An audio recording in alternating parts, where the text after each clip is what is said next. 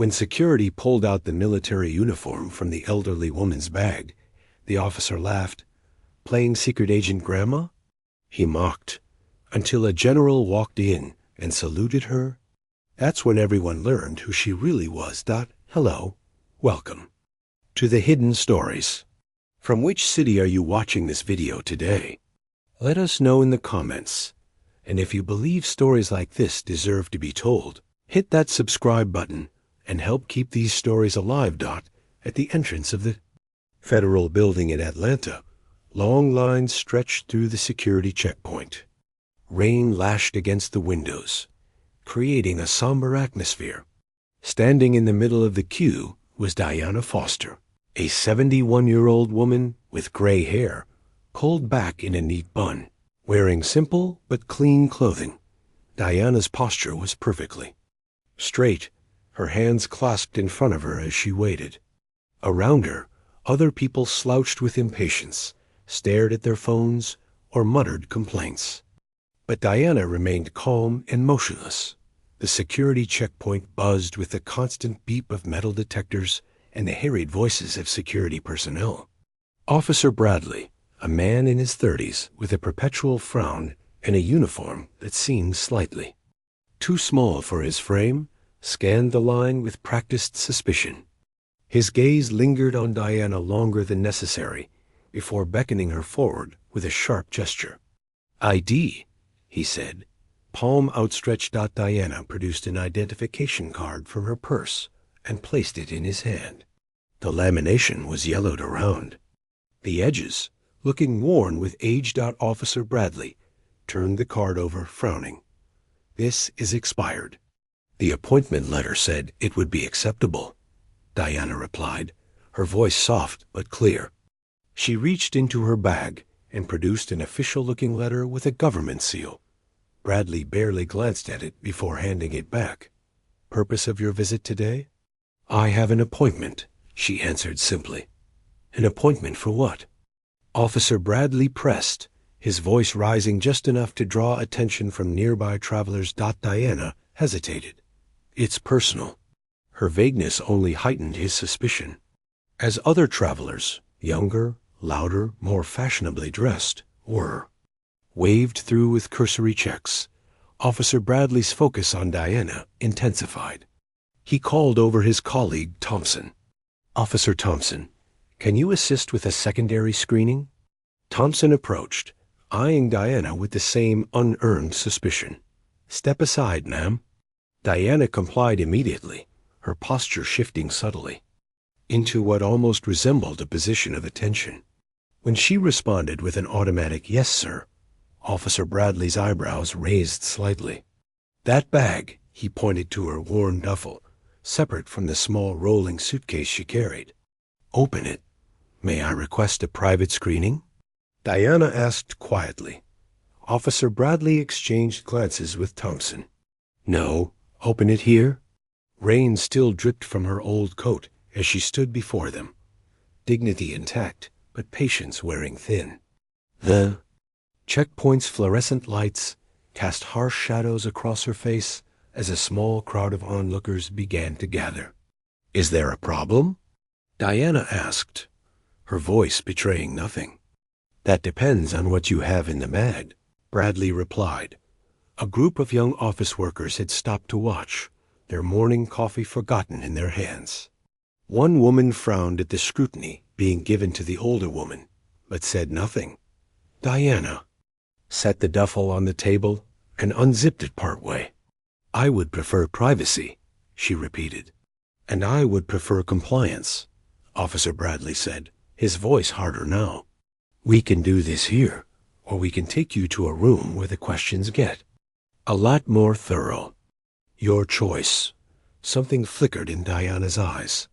Not fear, but a calculation, an assessment. It was the look of someone who had made difficult decisions before. "Very well," she said at last, stepping back. Officer Bradley snapped on a pair of latex gloves with theatrical flair. A snap echoed through the checkpoint, drawing even more attention. "Since you're being difficult, we'll do this ourselves." The crowd grew, phones appearing to record the spectacle. Diana's expression remained neutral, but her eyes betrayed a flicker of something. Not fear, but resignation. She had been here. Before, in different ways, different places. What's so important in this bag that you need privacy? Thompson asked, already unzipping the main compartment. They began removing her possessions one by one, displaying them on the cold metal table. A prescription bottle of pills, a carefully wrapped framed photograph, a dog-eared copy of Robert. Frost poems. Each item extracted with less care than the last. A young office worker whispered to his colleague, "This feels wrong." His friend nodded, but kept watching, unable to look away from the quiet humiliation unfolding before them. "What's this?" Bradley held up a small, unusual key. Ornate and clearly old. "It opened something that should have stayed closed," Diana replied, her voice steady but distant. The officers laughed. "Very mysterious," Bradley mocked. "Old spy movie fan, are we?" As they continued their search, more personal items emerged. Things that should remain private. A handwritten letter. A medical document with test results clearly visible, each displayed for all to see under the harsh lights. Dragon Operation 1978. Thompson read from a small notebook he had found, mangling the pronunciation. "What's that?" Asterisk Diana. Remained silent, eyes fixed forward, as if she had weathered worse storms than this public humiliation. "These old people and their secrets," Bradley said loudly enough for the gathering crowd to hear. "Always think they're more important than they are." Diana's silence seemed to irritate him further. He dug deeper into the bag, pulling out a small box. "And what's this?" he asked, opening it without permission. Inside was a small metal pin, unmarked, but clearly military in design. A memento? Diana answered simply. "Of what?" Bradley pressed. "Of people who are gone now." The officer rolled his eyes and tossed the box back onto the table, not bothering to close it. The pin slid out, clattering against the metal surface. Diana's eyes followed it, the first real reaction she had shown. "Careful with that, please," she said, her voice barely above a whisper. "Oh, is it valuable?" Bradley asked with mock concern. "Maybe we should have it appraised." "Not in money," Diana replied. The final compartment of the duffel remained. Bradley reached for the zipper with exaggerated slowness, playing to his audience. "Let's see what other ancient treasures we have in here," he said, tugging the zipper. Woman in line stepped forward. "Excuse me, is this really necessary? You've already checked everything else." Bradley glared at her. "Security protocol, ma'am. Please step back." Diana gave the woman a small nod of appreciation, but her face remained composed, almost resigned. Whatever was in that final compartment, she had already accepted its discovery. Bradley pulled out a carefully folded piece of fabric from the final compartment. The material was thick, high quality, and deep blue in color. As he shook it open carelessly, several people in the growing crowd gasped audibly. It was unmistakably a military uniform jacket, preserved with meticulous care until this moment. "Playing dress-up, are we?" Bradley asked with a smirk, turning the jacket to examine it. His smirk faltered slightly as he noticed the insignia and decorations. Even to his untrained eye, there was something unusual about them. Thompson stepped closer, his expression shifting from mockery to confusion. "These markings," he muttered. "I've never seen some of these before."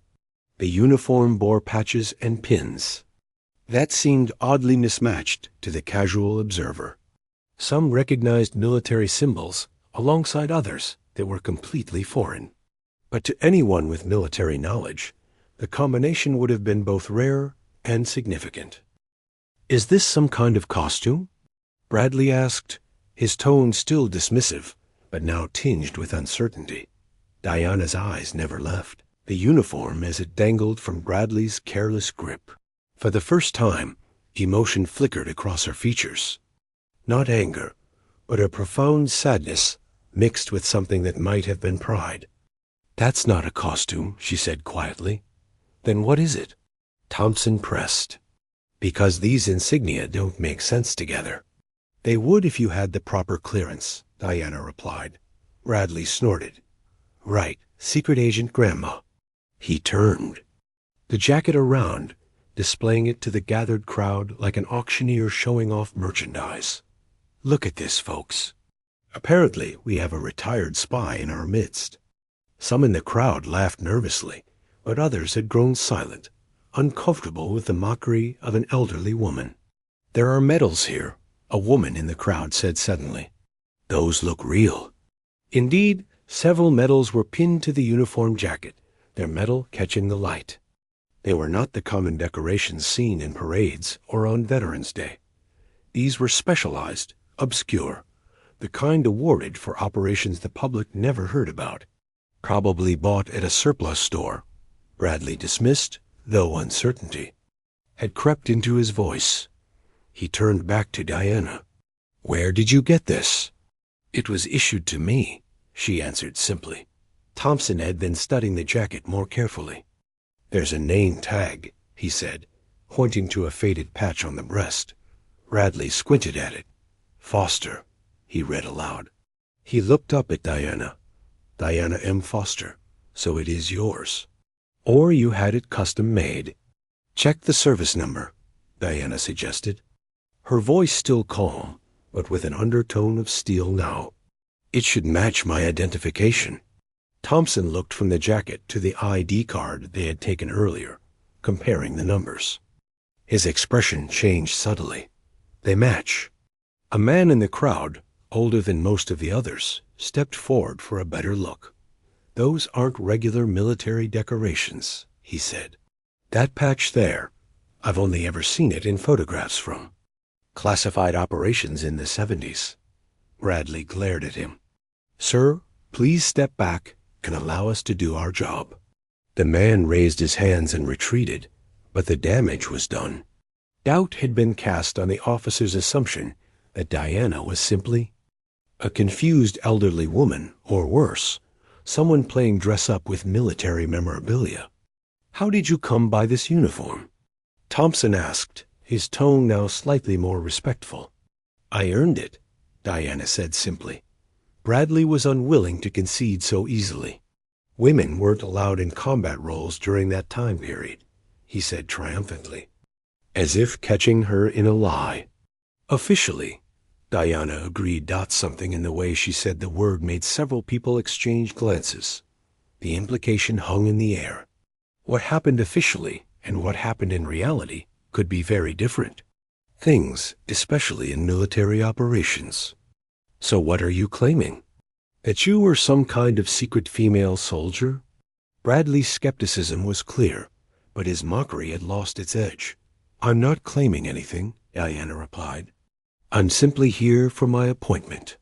The tall military officer who had entered earlier was now standing at the other checkpoint, showing his identification.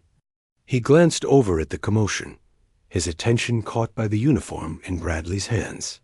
Even at a distance, his posture straightened imperceptibly. Thompson had been scrolling through something on a tablet. "I'm searching military records for a Diana Foster," he said. "Nothing's coming up in the public database." "You wouldn't find me there," Diana said. "Convenient," Bradley muttered. One of the medals slipped from the uniform and clattered to the floor. Diana flinched visibly, the first sign of real distress she had shown. Before either officer could move, she stepped forward and picked it up herself, cradling it momentarily in her palm before holding it out. "This was awarded after Dragon," she said softly. "3 of us received it. I'm the only one still alive."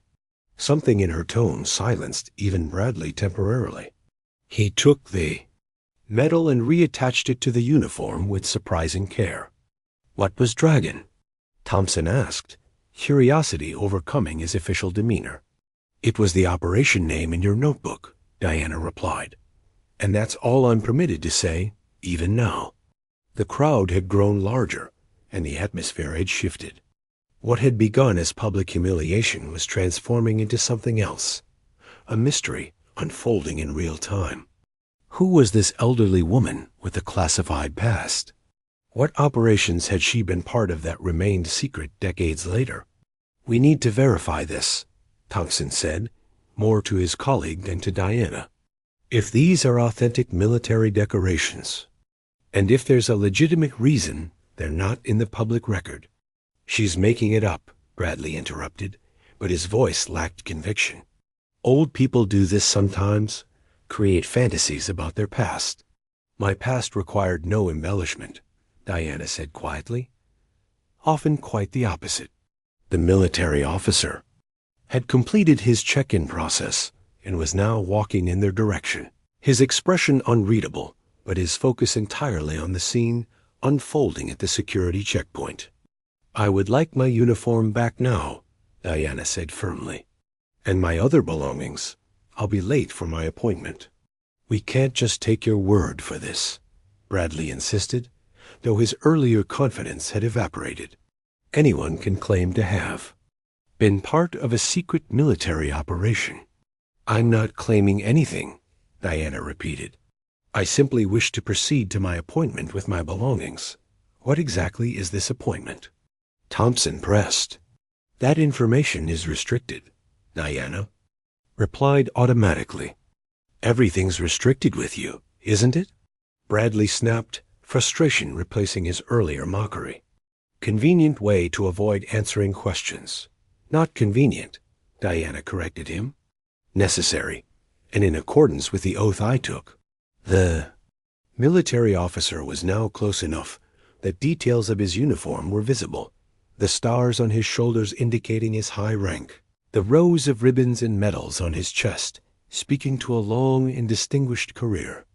He moved with purpose, directly toward their checkpoint. Bradley noticed him approaching and straightened unconsciously. "Sir, this area is ... Is that Major Foster's uniform you're holding, officer?" The man interrupted, his voice carrying the unmistakable tone of command. The checkpoint fell silent. Even those not directly involved in the confrontation sensed the shift in power. Bradley looked from the uniform in his hands to the approaching officer, confusion evident on his face. "IUH. We were just conducting a routine security check." "Sir," he stammered. The military officer stopped directly in front of them, his gaze moving from the uniform to Diana. For a moment, he simply stared at her, his expression unreadable.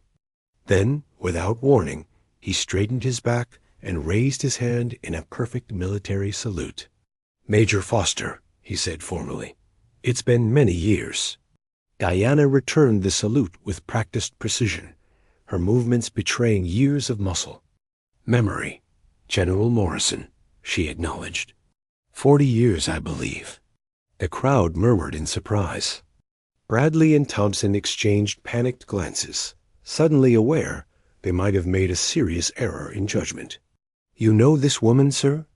Thompson asked carefully. "Know her?"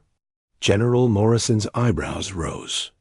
"Major Diana Foster was one of the finest officers I ever had the privilege of serving with, though I suspect that information has only recently become available to individuals with your clearance level." Bradley still held the uniform, now with considerably more care than before. "Sir, we had no way of knowing ... Asterisk, her unit's file was only declassified last month," General Morrison continued, addressing the officers but looking at Diana. "After all these years, the operations her unit conducted can finally be acknowledged, which is why we're here today." General Morrison turned to face the security officers fully, his posture commanding and his voice level but authoritative. "I would appreciate it if you would return Major Foster's belongings to her with the same care and respect with which they were packed." Officer Bradley's face had drained of all color. "Yes, sir. Of course, sir." He began carefully refolding the uniform jacket, his earlier mockery replaced with clumsy reverence. We were just following protocol, sir. Protocol includes dignity, officer, General Morrison replied. Something worth remembering.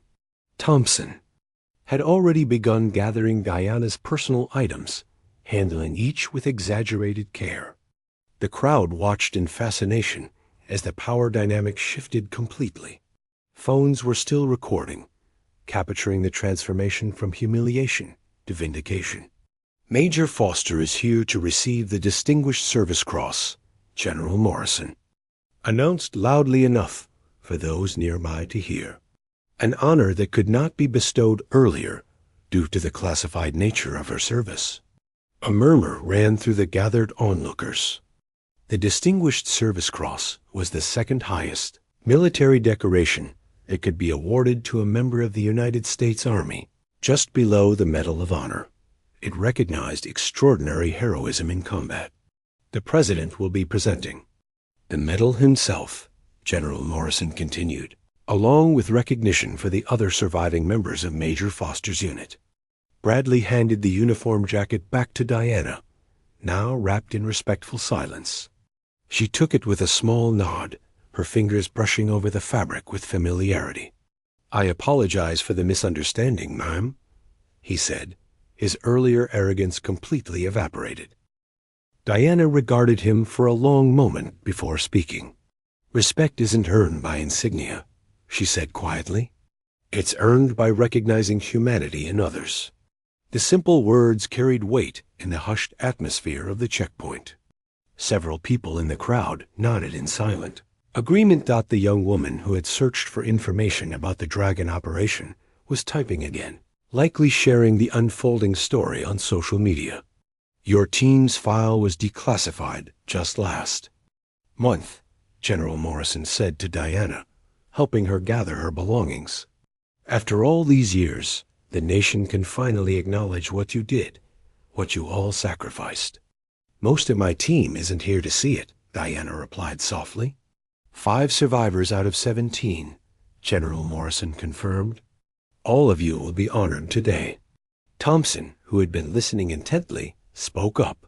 "Sir, if I may ask, what exactly did Major Foster's unit do?" For historical context. General Morrison looked to Diana, who gave a slight nod of permission. Major Foster was part of Special Operations Group Delta, a mixed-gender unit that operated behind enemy lines during conflicts that officially the United States was never involved in. They gathered intelligence, extracted high-value targets, and sometimes, when necessary, conducted missions that altered the course of the Cold War. "Mixed gender," Bradley repeated, confusion evident in his voice. "But women weren't in combat roles back then." "Officially," General Morrison said, echoing Diana's earlier statement. "But Major Foster's linguistic abilities and specialized training made her invaluable in certain theaters of operation. The military has always made exceptions for exceptional people, regardless of what the public was told." The crowd had grown larger now, word spreading through the building about the decorated veteran being honored. Some people were pointing at Diana with newfound respect, while others simply watched the scene unfold with curiosity. "We should proceed, Major," General Morrison said to Diana. "The ceremony begins in 30 minutes, and the others are waiting to see you." Diana nodded and picked up her duffel bag, now repacked with her belongings. As she prepared to leave, the young female security officer, who had been watching the entire exchange, stepped forward hesitantly. "Ma'am," she said, her voice barely above a whisper, "I just wanted to say thank you for your service." Diana studied the young woman for a moment before responding. "What's your name, officer?" "Sarah Collins, ma'am." "Officer Collins, the greatest." Service often happens where no one is watching, with no expectation of recognition. Remember that.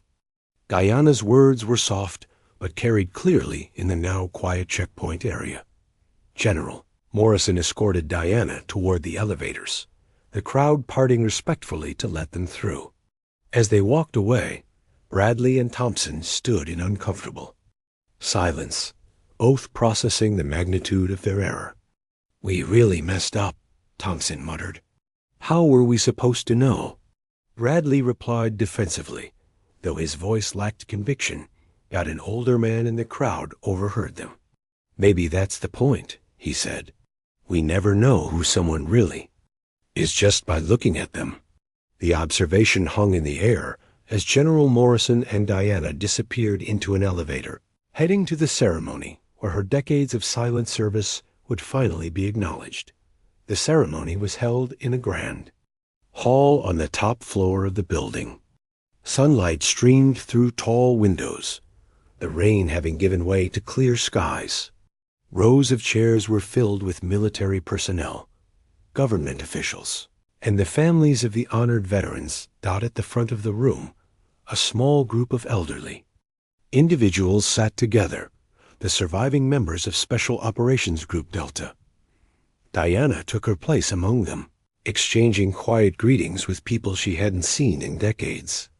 Their reunion was subdued but profound, the shared experiences between them creating a bond that transcended the long years of separation and silence. "Never thought we'd live to see this day," said a white-haired man seated next to Diana. Nameplate read, "Commander Malcolm Reed." "Some of us didn't," Diana replied softly. "But they're remembered," said another veteran, a woman named Ella Foster, finally remembered officially. A hush fell over the room as the president entered, accompanied by high-ranking military officers. The ceremony began with formality and precision.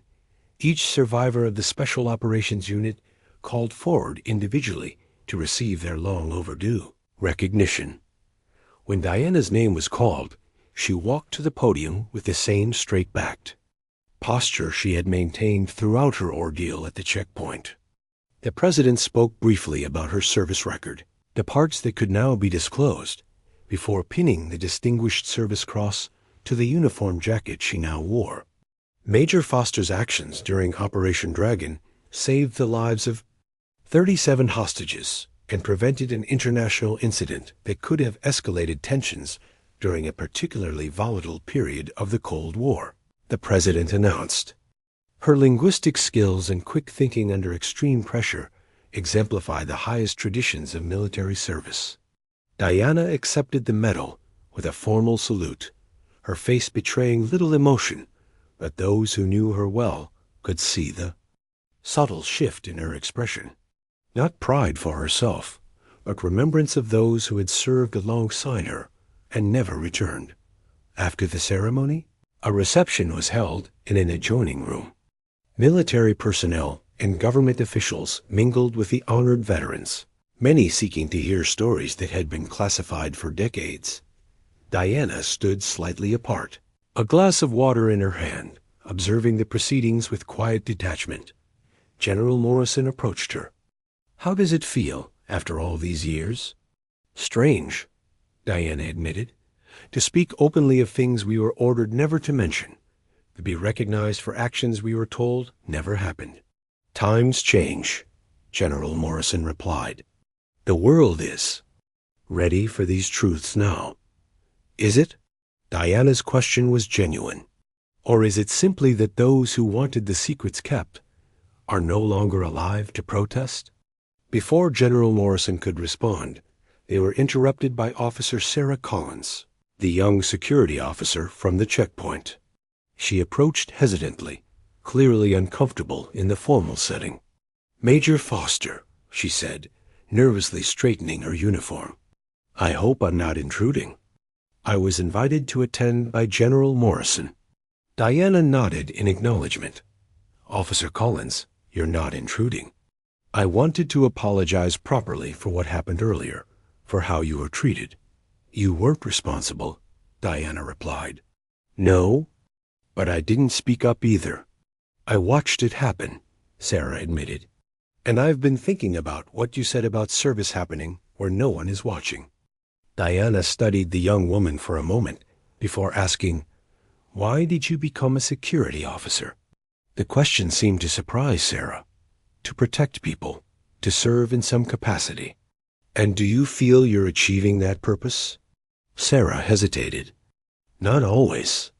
Sometimes it feels like we forget why we're there.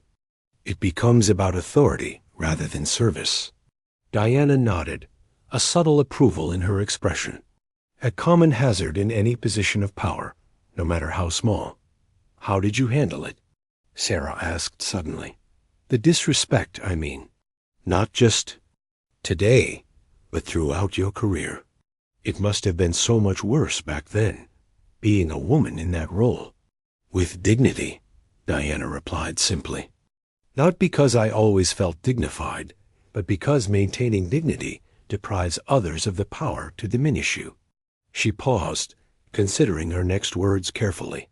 People will judge what they can see, Officer Collins.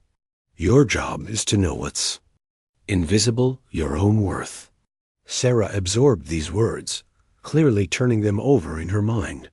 Thank you, she said finally, for your service and for your wisdom. As Sarah walked away, General Morrison turned to Diana.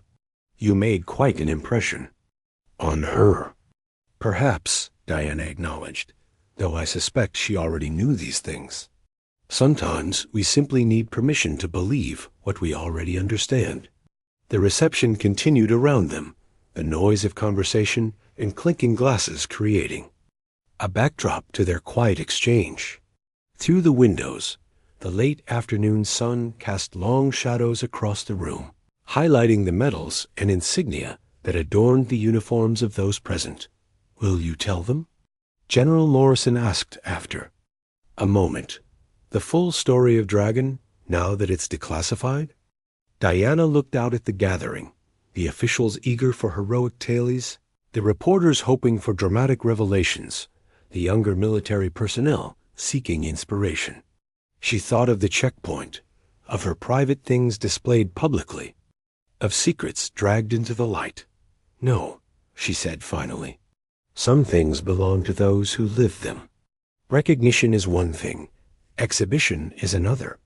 General Morrison nodded in understanding. Always the most private of heroes, Diana. Not a hero, she corrected him. Simply a soldier who did what was necessary. As the reception drew to a close, Diana gathered her belongings, the duffel bag now containing her newly awarded medal, alongside the uniform that had revealed her identity. She made her way toward the exit, exchanging brief farewells with her former comrades. Outside, the rain had stopped completely, leaving the streets washed clean and the air fresh with possibility. Officer Sarah Collins was waiting near the building entrance, no longer in her security uniform, but in civilian clothes. Major Foster. She called, approaching Diana. I hope this isn't inappropriate, but I was wondering if I could walk with you for a bit. I have some questions about service, about finding meaning in it. Diana studied the young woman for a long moment before nodding as they walked away from the federal building together. The older woman began to share, not the classified details of her missions, but the deeper truths about duty, respect, and the quiet courage required to stand tall in a world that often tries to diminish you. Behind them, the federal building stood gleaming in the late afternoon sun, its security checkpoint continuing to process people, some important, some ordinary, all deserving of the same basic dignity that Diana Foster had fought for throughout her remarkable life. Now I ask you, have you ever met someone like Diana Foster? Someone who served, never told their story, and carried it all in silence? Say their name in the comments, share who they were. Let us hear the stories that should never be forgotten. And if this story moved you, subscribe, because the stories of silent heroes deserve to be told.